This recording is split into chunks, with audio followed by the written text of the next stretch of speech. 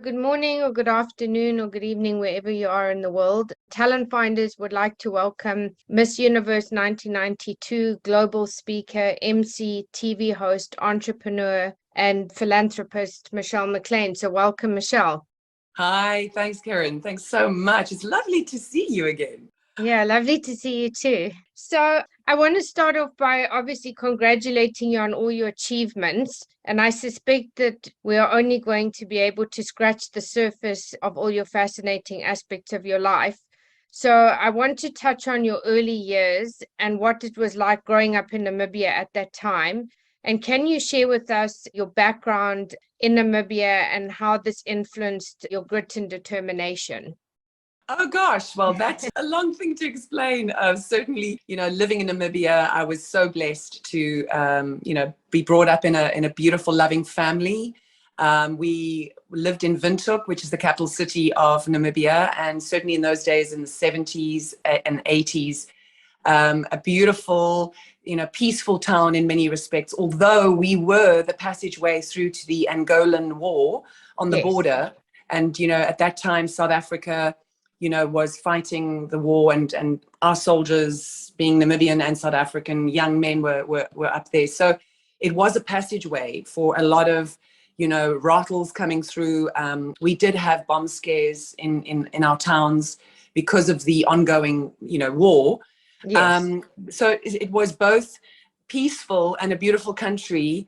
But it was a time of strife, Yes. and we had bomb scares, where we would, at school, we'd learn how to get underneath our desks. And in fact, a bomb went off in a butchery right across the way where we used to get our meat every week. Wow. Literally 5 minutes after I left the butchery that day. So there were a lot of conflicting things in my childhood years, but otherwise, I mean, I'm just so grateful. Like I said, I was brought up in a loving family. My dad's a chiropractor. My mom used to run his practice. They worked on the property. Yes. I've got two younger sisters. One's 12 years younger, Hale, and she now lives in Ireland with her family. And my sister, Catherine, 6 years younger, she lives in Namibia with my parents, and she's a cosmetologist. So I think that is the wonderful thing about Namibia. It is still peaceful. It is economically, Yes. politically stable. And I grew up a tomboy, so I used to go hunting and fishing with my dad until I Amazing. was 13. And what transpired into putting me in the modeling industry was my mom sent me to like a finishing class. It was a Yes. week-long course. She said, no, we're going to make a lady out of you sometime. And that kind of propelled me into the world of modeling. So yeah, that's the background. That's amazing. So the modeling industry is notoriously exploitive. So starting in the business at 13 must have represented some serious challenges to someone so young. So how were the challenges managed to produce someone who would evolve into such a role model? Well, I think it's always a hit and miss with anything when you base your abilities or certainly your business on Yes. your external looks, especially for a Absolutely. woman. It is a currency, and soon that currency, not having youth anymore, is no longer as strong. Yeah. So being a very young girl in the industry, once again, because I came from a loving, supportive family and open communication, I was able to deal with a lot of the challenges in the modeling industry, whether it was eating disorders or drugs at young age, like being exposed to that, or partying and clubbing and drinking. I just had a very, very stable and honest relationship with my family that was able to guide me in the right direction. So when I do my coaching these days, and maybe we can talk about the Michelle McLean University and the coaching I do with women, not just Yes, in pageants and absolutely. modeling, but certainly in the business industry, when I discuss these dreams and goals that young women have to become superstars and be singers and models and beauty queens, well, they've got to come from a perspective of they really need to see it for what it is. And being famous is one thing, but Yes. working hard at your talent is the most important part of the process, and being able to manage yourself as a person. Because, we all know, certainly in my time when I was 13, it was the height of the supermodel era. Oh, absolutely. So, yeah. So I worked with the likes in the 80s with Cindy Crawford and Claudia Schiffer and women like that propelled into the business world because they utilized their skills and the modeling as a stepping stone to be able to do business. So, so that era was also very tricky because they used to choose models at a very, very young age. I was 13, I was 14 when I first went to Europe on my own. Wow. And I left my grade, well, it would be now grade 10. It was standard 8. So I left a few months of the year. I went to Europe and I came back and I tried to finish as best as I could that particular year by catching up work.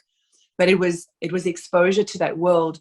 You had to live with the models that were maybe older than you in a world where you had to go to nightclubs to be able to promote the agency that you worked for.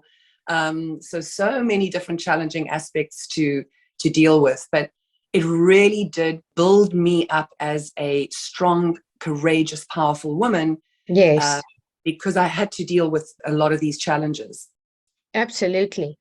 So can you tell us how your modeling career led you to the Miss Universe title in 1992? I mean, that must have been quite an experience at that time for you. So can you share with us more about that?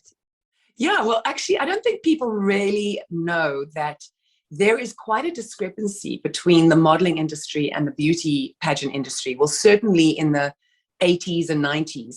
If you were a model and aspiring to be a supermodel, certainly I was at that time, then it was frowned upon that you entered any pageants. And so I didn't really know about pageants. I just had my modeling agencies in Paris and Greece and Italy and New York, and I was traveling the world. But it got to a point where, and when I finished school, I was 16 when I'd left school to be able to go and find my career in modeling. But after a year of traveling, I actually went back to Namibia because I was burnt out. I was exhausted. And it was challenging.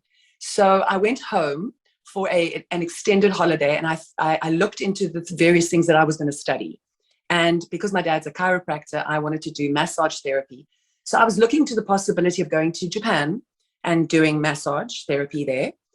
So I stayed home for a while. And while I was in Namibia, I had a whole bunch of guy friends from school that were in Namibia starting their businesses, and they were all triathletes.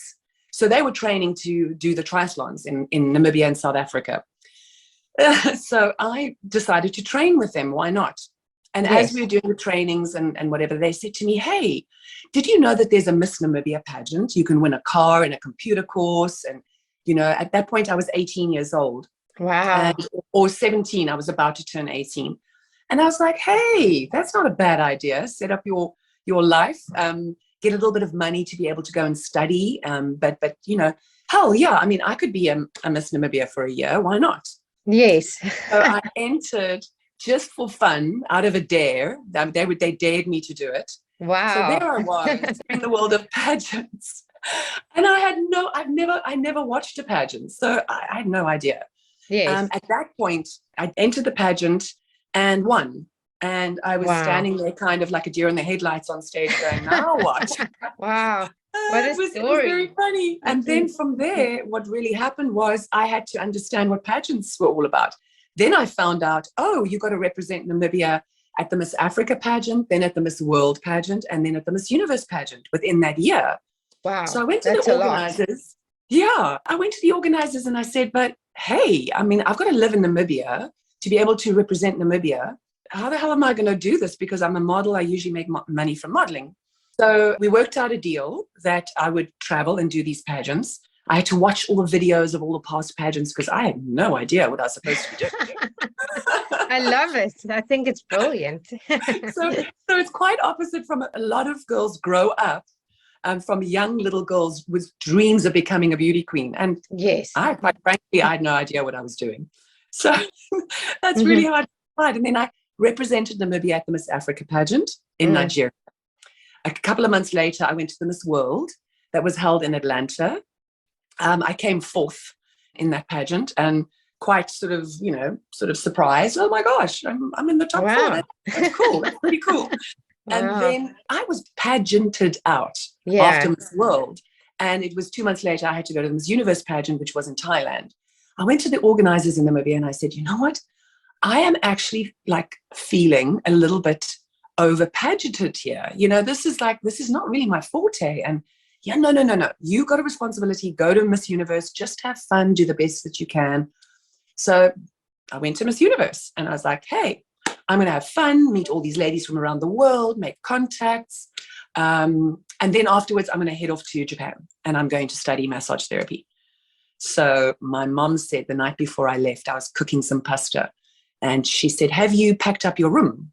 And I was like, because I was staying with my parents at the time while I was in Namibia. I said, what do you mean? She goes, you're not coming back. You're winning. And Wow. I'm not going to clean up your, boxes and boxes of papers and things. And so I was like, ha, ha, ha, that's just funny, Mom. And true as Bob, when I won Miss Universe, the first thing that came into my mind was, oh, I didn't clean up my room.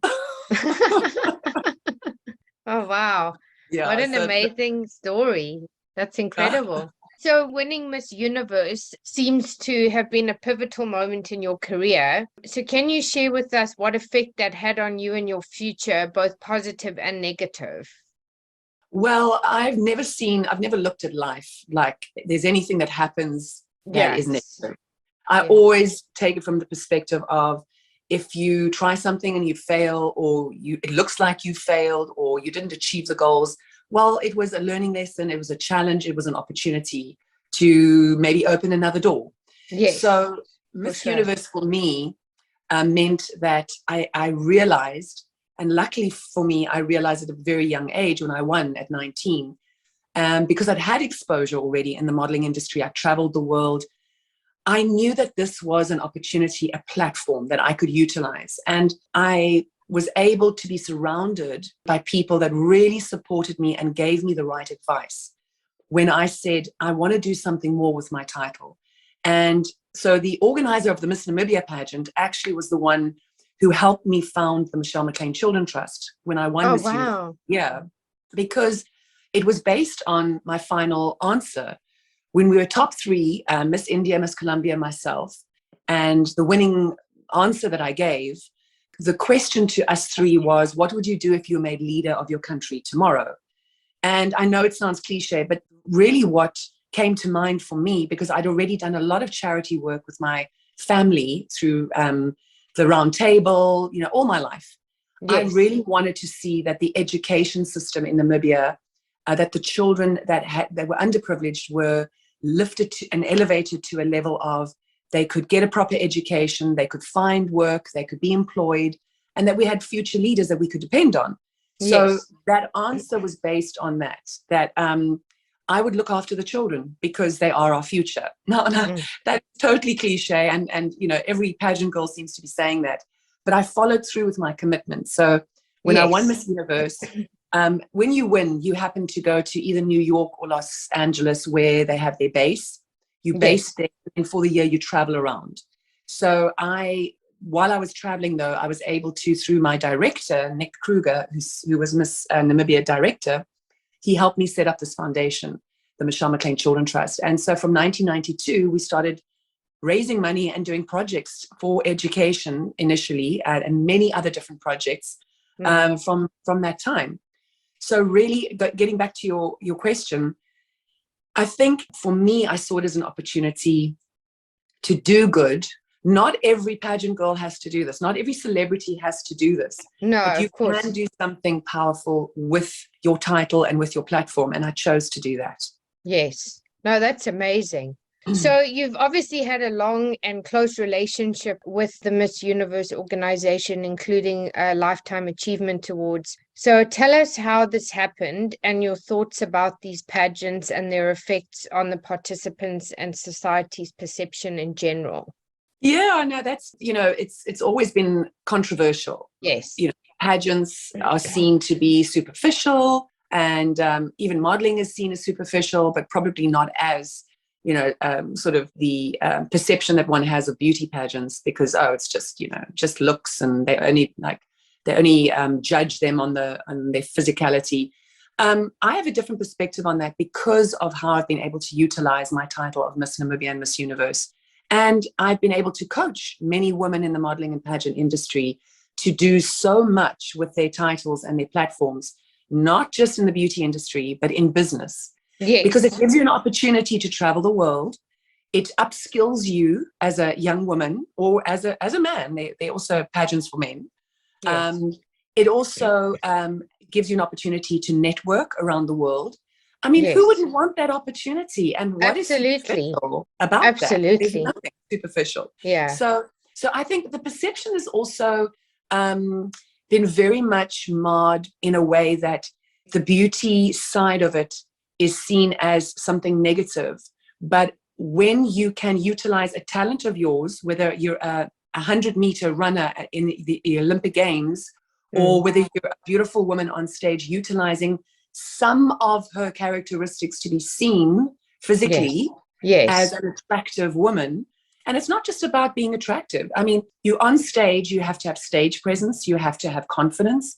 These are all skills that you can use anywhere in your life, which is what I teach in my coaching. And, when I'm a mentor to other women, it's like, these are skills that you're going to need in your life.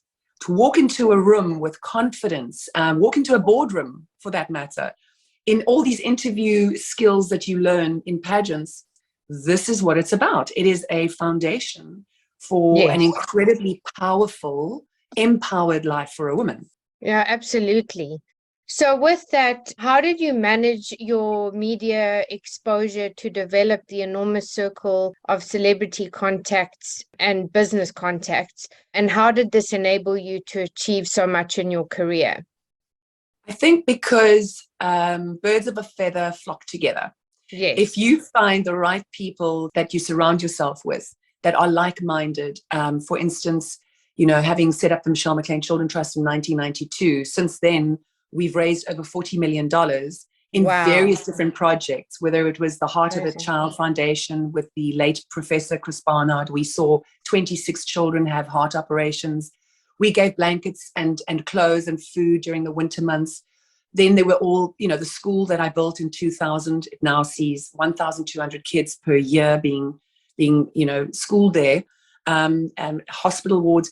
I was able to do so much in my country through the connection, through, firstly, my visibility around the world as a former Miss Universe, and then my association with beautiful people like Angelina Jolie and Brad Pitt. When they had baby Shiloh in Namibia, they, from the proceeds of the money they made in the media, they gave to my foundation, the McLean Children Trust. And we did 10 projects together. We had a cool bicycle project where kids were given bicycles that lived very far away from schools, because that increased their participation at school by having a bicycle. Because some days, some kids would walk 8 to 9 kilometers one way to school. Wow. So there was that project. There were clinics that were set up throughout Namibia. So working together with people like Angelina Jolie and Brad Pitt, they love Namibia, and having a common goal, that also brought more awareness to not only my country, Namibia, which helped the tourism, but it also gave awareness to the plight that people have in underprivileged and third world countries. So, so I think that is the relationship. One can use it, but one can also abuse it. Exactly. I mean, there's a very fine line. Yeah, I mean, one can have all these contacts, and if you don't work in the right way together, it's, pretty meaningless if you're just going to party together. Yeah, exactly. Exactly. So obviously we've been talking about the charity, and you are very passionate about giving back to, your own philanthropic organization, which is obviously McLean's Children Trust. So can you just explain more to the audience? Is there like a core focus, or do you have multiple focuses within the organization in what you do, or do you collaborate with other entities as well? Just so people have an idea of what the trust does. Yes, well, before COVID, we were obviously a very big foundation, thriving. We had head office, we had lots of staff, and it really took its toll, obviously, not being able to raise funds during the COVID time. And quite ironically, this is the time during COVID where we should have been able to raise funds and get into the communities. And it was really, really hard for the trust. But we've repositioned ourselves from being a very big foundation to be a little bit more niche. So we used to build schools, and I had an entrepreneurial and financial skills program. We went around the country. There's certain projects that I will still continue, especially those kind of projects, entrepreneurial skills, financial skills. We have bursaries, but I definitely want to expand the focus to not just education, although that's very, very important for the future leaders of our country, to make sure that we enable that they are educated and that they do the right things for Namibia. But also I've opened it up to expand to mentorship with not only women, but young men as well, because it's a collaboration in our society. We need to have the young men understanding how the women are empowered and reaching their goals as well. So I'm really going to be quite widely focused. And yes, to your question, we do work with other organizations. I've worked with UNICEF before. I've worked with different foundations, collaborations, as we said, with Angelina Jolie and Brad Pitt. So I'm open to doing a great deal more. And actually one of my big focuses now, because I'm working with the NIPDB, which is the Namibia Investment Promotions Development Board in Namibia. It works underneath the president's office, or in the president's office. Oh, wow. My work is to do promotions as a consultant for investment and tourism for Namibia. So I travel the world and I do, various events, and I speak at various events. And it's to bring more focus onto where Namibia is, because it's a very unknown country still. Yes. How amazing our tourism is. We are one of the least populated countries in the world.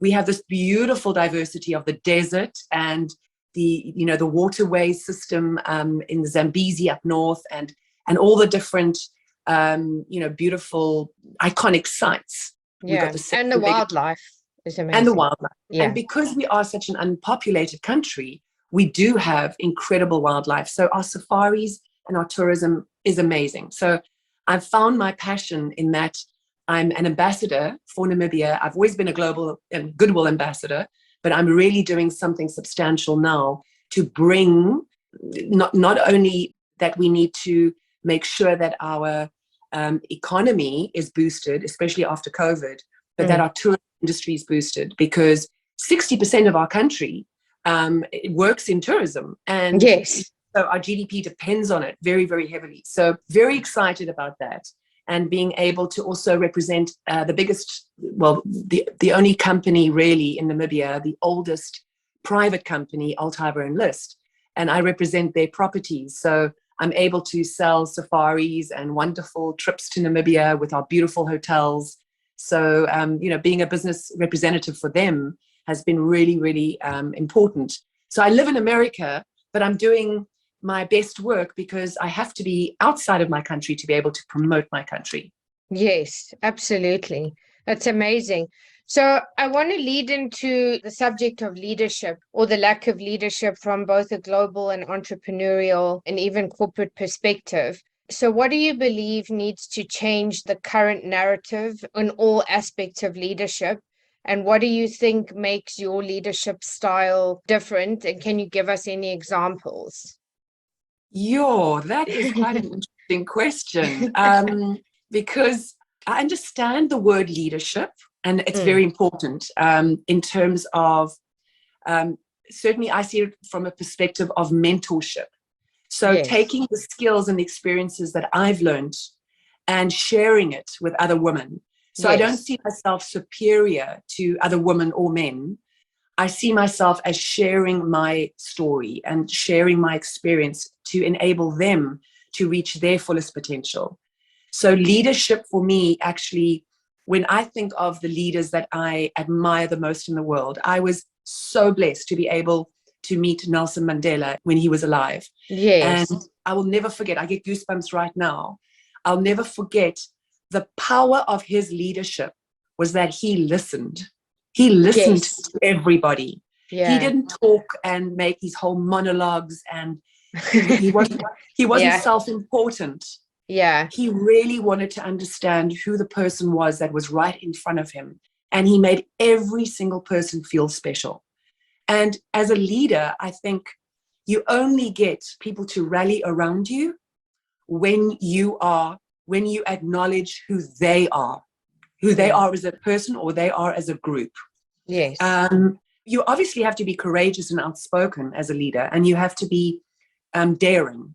You have to be able to stick your neck out and have people contradict you, and you've got to be brave enough and courageous enough to do that. But I always say to each and every person that I work with or that I interact with is, to be a leader, you are, each and every one of you, a leader in your own right, but you've got to believe it. You've got to own it, and don't be shy. What is the Yes. worst thing that can happen if you give your opinion and it's wrong? Well, Yeah. then you say, hell, well, I was wrong. What's the Yeah. worst thing that can happen? Unless you're obviously in a country where they're going to execute you because you're wrong. Yes. That's obviously another topic. But what is the worst thing that can happen? Oh, on social media they can contradict you, or they can shoot you down, or I always say, and then what's the worst thing that can happen? You can say, Yeah. oh well, maybe you're right. So it's all about being courageous and brave, but also listening to what the other person is, or what the other group is trying to achieve. Yes, absolutely. So I want to shift to, you obviously spent a lot of energy empowering women. So can you share your thoughts on this issue and the process you used to do this? Or, what was the motivation for that being a focus for you? I think once again, it's all about, I'm excited to share my experiences and my story with other women, to be able to help them to navigate maybe some of the challenges that our modern world is creating for us. But Yes. not only for women, for men, because I've got a son who's 23, I've got a stepson who's 25, I've got 2 stepdaughters, I've got 4 grandchildren already. And, Amazing. for me, I've always looked at Gary, his son Ross, and my son Luke, and I thought, what, this must be such a difficult time for men, young men, to navigate through Yes. this new world, because the whole world is putting so much pressure on women are empowered and they must get, equal pay, and they must rise up in business. And of Yeah. course, Yes. we deserve it after thousands of years of being suppressed. But Yes. how does, in the DNA of men that over thousands of years have not had to deal with that, how do we address that? I mean, people aren't really talking about how the men are feeling. No, And exactly. so I'm very much, it must be a holistic approach to, when I coach women or I coach men, I always include, so what is the, how does this fit in with your life, and how does it affect the women in your family and the women or the men in your life and in the workplace? So, Yeah. but I'm also, I'm just doing what I feel from my heart and from my experience I can give. There are people out there that are better equipped than me to be able to mentor, especially women on empowerment and helping young men get through our new narrative of society. So really, I think it's about each and every person finding that right person for them, that they connect with, that they feel that they, living their purpose. And there's no right or wrong way, I don't believe. There's No. just, let's try and be as, if you look at society, let's try and be as unbiased as possible and not profile people, not judge people before you actually get to know them. When we bring all this judgment to a place of, reflection rather than judging people, I think our society is just going to be a much better place to live in. Yes, absolutely. So that leads me to the 3 last points. So what would you say your biggest lessons in your career have been, and what have been some of your biggest career highlights? Or I'm sure you've had multiple, but what really stands out for you? And how would you like to be remembered, or what legacy would you like to leave? If you are focusing purely on career, or my career in terms of what I've achieved, that's one thing. But the Yes. most important aspect of my life is being a mother. Being able to have Luke has Yes. been the biggest blessing and gift in my life. Yes. And I truly am so, so grateful for that experience, because not every woman can be a mother or can give birth. Yes. And so I respect it and I appreciate it. And the lessons I've learned and how I've viewed the world through my son's eyes and through being a mother has made me a lot more compassionate than I think I ever would have been in my life, and understanding of many, many strifes that women go through in the world and that men go through in the world. Yes. So that being one of the first highlights of my life, I think I feel that's one of my biggest achievements. Yes. And then obviously winning Miss Universe, although it was totally by default, I wasn't expecting that. Yes. Being Amazing. able to set up the McLean Children Trust because of that, Yes. I feel has been, it's my passion. I love to go to Namibia and I love to do the work in the communities. So that is, I think, one of my other wonderful achievements that I really do appreciate.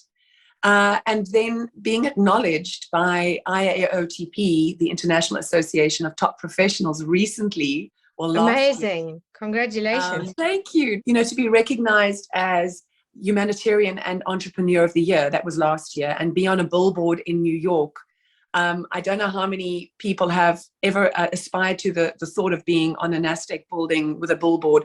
I thought in my modeling days that maybe I'd be on a Calvin Klein sort of ad, but this is way, way better, to be acknowledged in Times Square for the work that you do or the work that you've done in your life.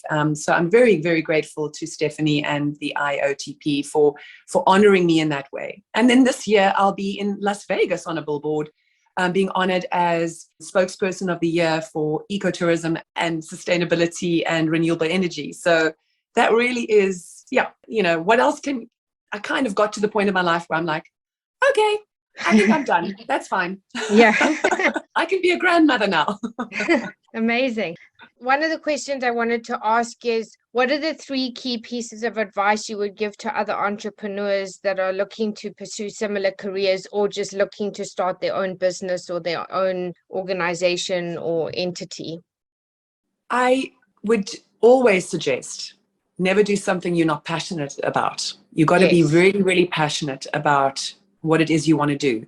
If it's because you're being told to do something or someone's giving you advice to go in a certain direction and you're doing it because of purely money, purely financial gain, I don't feel that, not to say you won't be successful and very wealthy, but if your passion is not there, then where is the joy in actually doing what you're doing? Because for me, being an entrepreneur, being a business person, the business is not about making money. The business is about enjoying the journey of life. Yes. And so that's my first suggestion, is that always do something you're passionate about.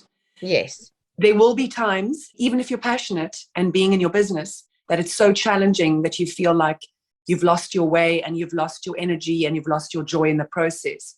Very important to find, even as a leader or as an entrepreneur or a business owner, that you find like-minded people around you to mentor you from time to time. You can't just keep mentoring other people. Yeah, you and also helping need it. other people. Yeah. So it's always about creating a balance in your life and making sure that you are getting enough feedback and energy and passion, injection for your passion of your business by sharing your challenges and experiences with other like-minded people, and certainly finding a mentor in your own life.